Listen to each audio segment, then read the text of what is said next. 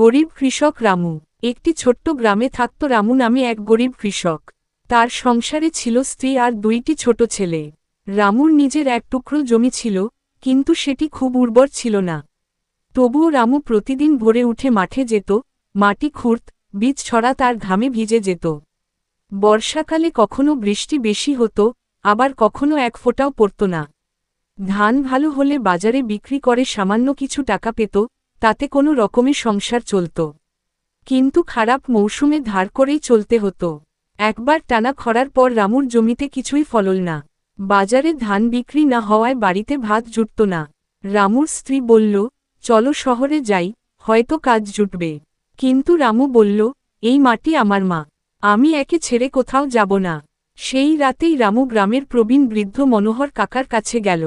কাকা বলল, তুই যদি নিজের শ্রমে বিশ্বাস রাখিস, তাহলে আমি তোকে কিছু পুরনো সবজি বীজ দিতে পারি। এটা যত্ন করে লাগা। রামু সেই বীজ নিয়ে এল এবং প্রতিদিন নিষ্ঠা করে যত্ন করতে লাগল। মাসখানেক পর দেখা গেল, রামুর ক্ষেতেই সবার আগে শাকসবজি ফলেছে। গ্রামের লোকেরা অবাক হয়ে গেল। তারা রামুর কাছ থেকে সবজি কিনতে এল। কিছুদিনের মধ্যেই রামু আবার দাঁড়িয়ে গেল।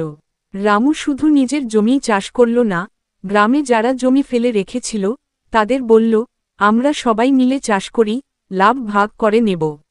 ধীরে ধীরে গ্রামে কর্মসংস্থান বাড়ল, সবাই কাজে মন দিল।